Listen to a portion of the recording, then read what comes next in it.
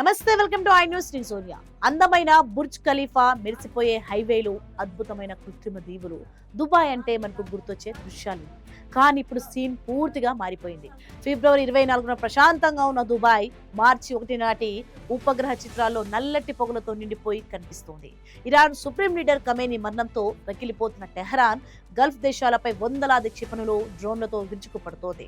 ప్రపంచంలోనే అత్యంత సురక్షితమైన నగరంగా పేరున్న దుబాయ్ ఇప్పుడు యుద్ధ జ్వాలలో చిక్కుకుంది.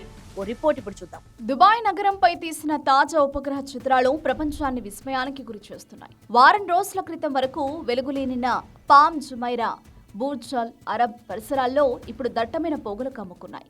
ఇరాన్ ప్రయోగించిన వందలాది క్షిపణులను యుఏఈ ఎయిర్ డిఫెన్స్ సిస్టమ్స్ అడ్డుకున్నప్పటికీ వాటి శకలాలు నగరంపై పడటంతో భారీ నష్టం వాటిల్లింది. రాత్రి వేళల్లో ఆకాశంలో ఇంటర్సెప్టర్ క్షిపణులు దూసుకెడుతుంటే నిప్పులు చిమ్ముతో కింద పడుతున్న దృశ్యాలతో ప్రజలు భీతిల్లిపోతున్నారు. పరిస్థితి తీవ్రతను గమనించిన యుఏఈ ప్రభుత్వం ప్రైవేట్ రంగ ఉద్యోగులకు మంగళవారం వరకు రిమోట్ వర్క్ చేసుకోవాలని సూచించింది.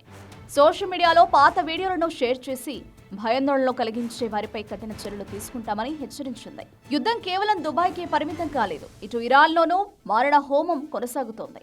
అమెరికా, ఇజ్రాయెల్ జరిపిన మెరుపు దాడుల్లో ఇప్పటికే 200 మందికి పైగా ఇరాన్ వాసులు మరణించారు. ముఖ్యంగా దక్షిణ ఇరాన్లోని ఒక బాలికల పాఠశాలపై జరిగిన దాడిలో 165 మంది ప్రాణాలు కోల్పోవడం ప్రపంచ దేశాలను కలవరపెడుతోంది.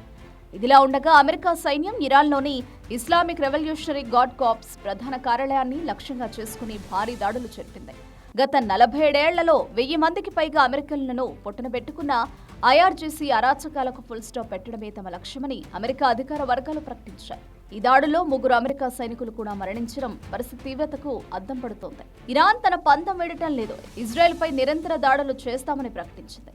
అగ్ర రాజ్యాల మధ్య నలుగుతున్న ఈ ప్రాంతంలో ఇప్పుడు ఎక్కడ చూసినా హాహాకారాలే కనిపిస్తున్నాయి. ప్రపంచ వాణిజ్యానికి, పర్యాటకానికి గుండెకాయ లాంటి దుబాయ్లో ఇలాంటి పరిస్థితులు రావడం వల్ల అంతర్జాతీయంగా ఆర్థిక వ్యవస్థ కుదేలయ్యే ప్రమాదం ఉంది. తెహరాన్ వీధుల్లో భారీ పేలుళ్లు, దుబాయ్ ఆకాశంలో యుద్ధ విమానాల గర్జనలతో మధ్యప్రాచ్యం ఒక అగ్నిగుండంలా మారింది.